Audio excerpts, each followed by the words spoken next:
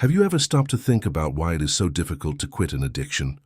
Why is it that that person you know, the one who has everything in life, family, money, opportunities, still remains trapped in a destructive cycle? Why do you, even knowing that something is bad for you, keep going back to it? The answer is not where you think. It's not a lack of willpower. It is not in weakness of character. And it's definitely not about simply wanting to stop. Carl Jung, one of the greatest psychologists in history, discovered something that modern science only confirmed decades later. He discovered that every addiction, absolutely every addiction, is not about the substance, it's not about the behavior, it's not about the habit. It's about a void, a hole in your soul that you're trying to fill in the wrong way. And here's what nobody tells you. When you understand what's really behind your addiction, when you see the truth your unconscious is hiding from you, the addiction simply loses its power over you. It's not about fighting, it's about understanding. In the next few minutes, you'll learn the story of a man named Michael, an ordinary guy who lost everything because of alcohol. But you'll also discover how he used Carl Jung's teachings to free himself from a prison he didn't even know he was in. And most importantly, you will learn exactly how to apply this to your own life. Because at the end of this video, you will understand one thing. Addiction is not your enemy. He is a messenger, and it's time for you to hear what he has to say. Before continuing, I invite you to subscribe to the channel and like the video. Also comment below what addiction you most want to overcome in your life. It could be anything: cigarettes, alcohol, pornography, social media, food, whatever. Or leave a comment with content ideas you'd like to see here on the channel. Thank you very much for your attention. Back to the video. Chapter 1. A Remains. Michael was 35 when he lost his job. It was the third time in 2 years. But it wasn't because of incompetence. Michael was brilliant. He was an engineer with an MBA and was fluent in 3 languages. He lost his job because he came to the office drunk, again. His wife had left home 3 months earlier, taking their 2 daughters with her. His friends stopped answering his calls. He woke up every day with the same promise: today I stop. And every day at 6 p.m. he had a bottle in his hand. Michael didn't understand. He knew he was destroying his own life. He saw the pieces breaking off one by one. But even so, even seeing everything fall apart, he couldn't stop. And you know what's worse? He hated himself for it. Each sip was accompanied by a voice in my head saying, "You're weak, you're pathetic, you're no good."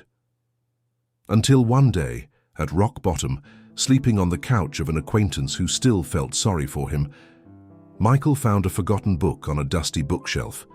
Memories, Dreams, Reflections by Carl Jung. He opened it out of curiosity, and he read a sentence that changed everything. The alcoholic's desire for drink is the equivalent, on a lower level, of our being's spiritual thirst for wholeness. Michael read it 3 times, 4 times, until something clicked in his head. He wasn't drinking because he was weak. He was drinking because he was searching for something.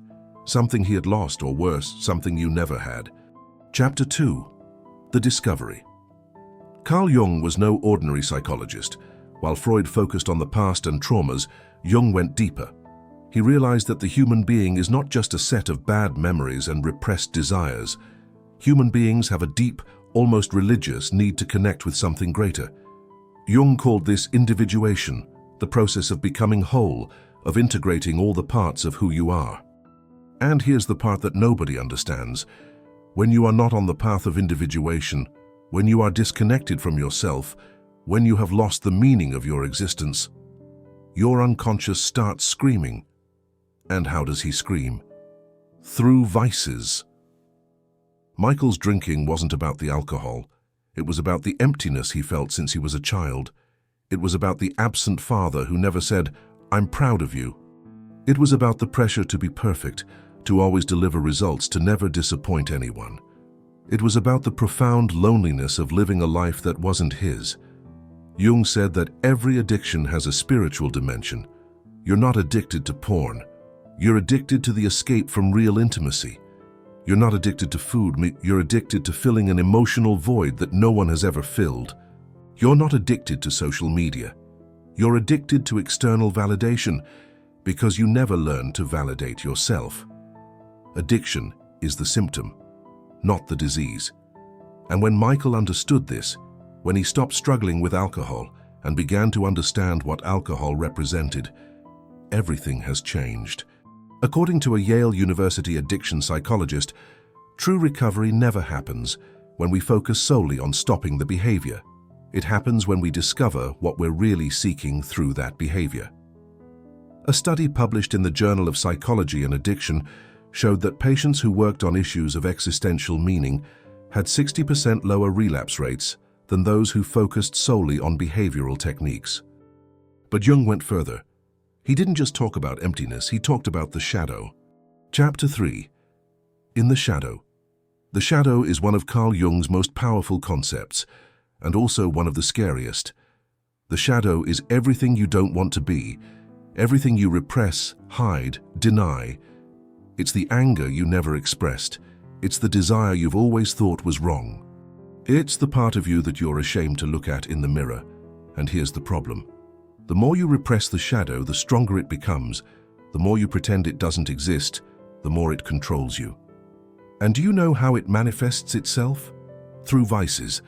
Michael always saw himself as the good guy, the guy who did everything right, who followed the rules, who never let anyone down. But beneath that mask of perfection, there was anger, a lot of anger. Anger at the father who was never there, anger at his mother who always compared him to others, anger at yourself for never being enough. But Michael never expressed that anger. He swallowed it for years. Until it started to come out, in the form of self-destruction. Alcohol was not an escape from reality. It was a way of punishing himself. It was his shadow's way of screaming, "Look what you've become. Look how much you're pretending." Jung said, "I would rather be complete than good." What did he mean by that? That it's better to accept all aspects of who you are, including the dark ones, than to live pretending to be a perfect person and destroying yourself inside. When Michael began Jungian therapy, the first thing his therapist asked was, "Write a letter to the part of yourself you hate the most." Michael resisted. "How do I talk to the part of me that I hate?" But he did. And what came out of that letter was devastating. He wrote for weak Michael, failed Michael, alcoholic Michael, and halfway through the letter something changed. He realized that Michael was not an enemy. He was a wounded child. He was a man desperate for love, for acceptance, for peace, and for the first time in my life, Michael felt compassion for himself. But here's what Jung discovered that will turn everything upside down. Addiction isn't just about what you're hiding, it's also about what you're looking for. And this search, it is sacred. Chapter 4. The Spiritual Thirst. Carl Jung had a very close relationship with Bill Wilson. Who is Bill Wilson? The founder of Alcoholics Anonymous, and their story is fascinating. Bill Wilson was desperate. He had tried everything to stop drinking, and nothing worked, until he wrote a letter to Carl Jung asking for help, and Jung responded with something that changed the recovery movement forever. He said, "Your compulsion for alcohol is the equivalent, on a low level, of the spiritual thirst for wholeness. In Latin, the thirst for spiritus. Spiritus means two things, alcohol and spirit. Jung was saying that the alcoholic is not seeking alcohol. He is looking for spirit. He is seeking connection with something greater than himself. He is seeking transcendence, just in the wrong way." And when Bill Wilson read this, it all made sense. He realized that recovery wasn't about stopping drinking. It was about finding a genuine spiritual experience. That's why AA puts so much emphasis on the higher power. Not because it's religion, but because Jung discovered that human beings have an innate need for connection with something transcendental. Michael was never religious, but when he began to understand this, he began to do something different. Every day before bed, he would stop for 5 minutes, and he asked a simple question: what was I really looking for when I picked up that bottle? And the answers came. I wanted to stop feeling lonely. I wanted to feel like I was alive. I wanted to feel like I belonged somewhere. I wanted to escape the pressure of being perfect. And then he asked the second question: how can I pursue this in a healthy way? And little by little, Michael began to rebuild his life, not fighting alcohol, but filling the void that alcohol was trying to fill. A Harvard University researcher who studied more than 2,000 addiction recovery cases said, patients who found a higher purpose, a genuine spiritual connection, whether through religion, meditation, service, or art, had recovery rates 3 times higher than those who focused solely on stopping the behavior. Her neuroscientist with 25 years of experience in addiction explained, the addicted brain isn't broken. It's seeking reward in the ways it's learned. When we offer deeper, more meaningful rewards, the brain naturally rewires itself. Chapter 5. The 4 Pillars of Liberation. Now let's get to what really matters. How do you apply this to your life? How do you use Carl Jung's teachings to free yourself from any addiction? Michael created, with the help of his therapist, 4 pillars based on Jung, and these 4 pillars completely transformed his life. Pillar 1. Shadow awareness. Stop running away from who you really are. Grab a notebook, seriously, grab it now and write, the parts of me I'm most ashamed of are, and complete. It could be anything. I am ashamed of my anger. I'm ashamed of my sexual desire. I am ashamed of my envy. I am ashamed of my weakness. Write everything down and then do the following. Read aloud, looking in the mirror. Does it sound silly? Does it sound weird? But that is exactly what begins to integrate the shadow. When you bring it to the light, it loses its power. When you accept that you are human, that you have flaws, that you have forbidden desires, you stop needing to numb those parts with addictions. Michael did so, and for the first time in years, he cried, not from sadness, of relief. Pillar 2. Identification of the royal headquarters. Every time you feel the urge to indulge in addiction, stop. Take 3 deep breaths and ask, what am I really looking for right now? Don't answer quickly. Sit with the question. Are you looking for connection? Are you seeking peace? Are you seeking validation? Are you seeking escape from an uncomfortable emotion? Identify. And then ask, how can I pursue this in a healthy way? If you're looking for connections, or call a real friend. If you are seeking peace, meditate for 10 minutes. If you're seeking validation, write down 3 things you did well today. Sounds simple? It's simple, but it changes everything. Pillar 3. Construction of meaning. Jung said that life without meaning is unbearable, and that's why people get addicted. Because when you don't have a reason to live, you look for a reason to forget. Michael started doing something every Sunday morning. He wondered, if I died in a year, what would I wish I had done? And he wrote, I wish I could have rebuilt my relationship with my daughters. I wish I could have helped other men who go through what I went through. I wish I had forgiven myself. And then he turned that into concrete actions. He began writing letters to his daughters, even though he received no response at first. He began attending support groups, not just as a participant, but as a volunteer. He began practicing self-compassion every day. And do you know what happened? Alcohol was losing ground, not because he was fighting, but because he had something bigger to live for. Pillar 4. The sacred community. Jung said that profound transformation rarely happens alone. It happens in community. Michael joined Alcoholics Anonymous, not because I was forced to, but because he understood that he needed other men who understood his pain. And here's the magic. When you share your shadow with others and they don't judge you, when you are vulnerable and accepted, something heals inside you, something that no individual therapy can cure alone. Find your tribe. It could be a support group.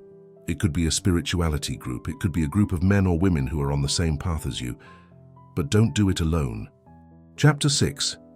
The Renaissance. 3 years after finding that Jung book on an acquaintance's sofa, Michael was standing on the stage at a community center. He looked at 50 men sitting in the chairs in front of him. Men like him, men who had lost everything, men who were at rock bottom. And Michael began to speak. He told everything, to stay, to sleep, to despair. But he also told about Jung, about the shadow, about spiritual thirst, about individuation. And at the end, he said something that made half the room cry. I didn't stop drinking because I'm strong. I stopped drinking because I realized I was searching for something sacred in the wrong way. And when I found that sacredness, alcohol just didn't make sense anymore. Michael hadn't had a drink in 3 years, but more important than that, he had rebuilt his relationship with his daughters. He had returned to work, now helping other men in recovery. He had found a community that completely accepted him. And for the first time in my life, Michael felt whole, not perfect, whole. And that is the difference that Carl Jung taught. You don't have to be perfect to break free from addiction. You need to be complete. You need to accept all parts of who you are. And when you do that, addiction has nowhere to hide anymore. Chapter 7. The Final Truth.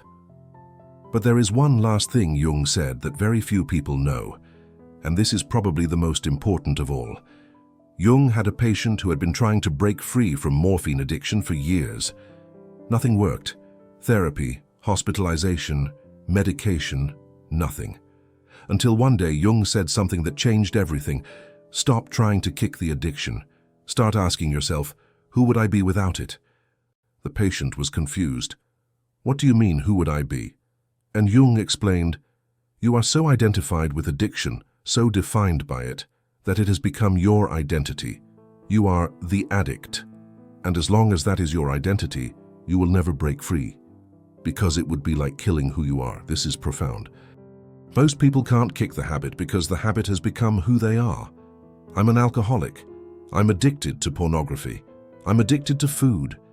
As long as you define yourself like this, you will continue to be like this, because the unconscious will do everything to keep its identity intact. So here's the question that will change everything. Who would you be without addiction? Not what would you do, but who would you be? What kind of person would you be? How would you see yourself? How would you feel waking up every day? Michael did this exercise. And for the first time, he didn't see himself as Michael, the recovering alcoholic. He saw himself as Michael, the present father. Michael, the mentor. Michael, the man who overcame the impossible and now helps others do the same.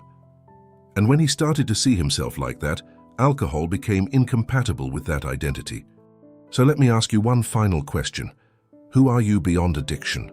Not what you do, not what you consume, but who are you? Because here is the truth that Carl Jung spent his life trying to teach.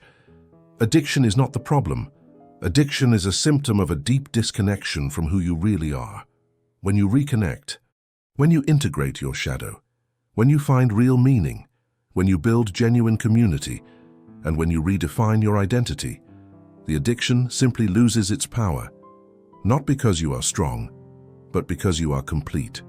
And complete beings do not need escapes. They need purpose. And that purpose, you already have it within you. You just need to stop numbing long enough to listen. Michael listened. And today, he is free. Not because he struggled with alcohol, but because he became someone who no longer needs him. And you? Are you ready to listen? If this video made sense to you, if it somehow touched on something real, I invite you again to like and subscribe to the channel. I also invite you to comment below, what was the biggest lesson you learned from this video? I'll be reading all the comments. And remember, you are not alone on this journey. Until the next video.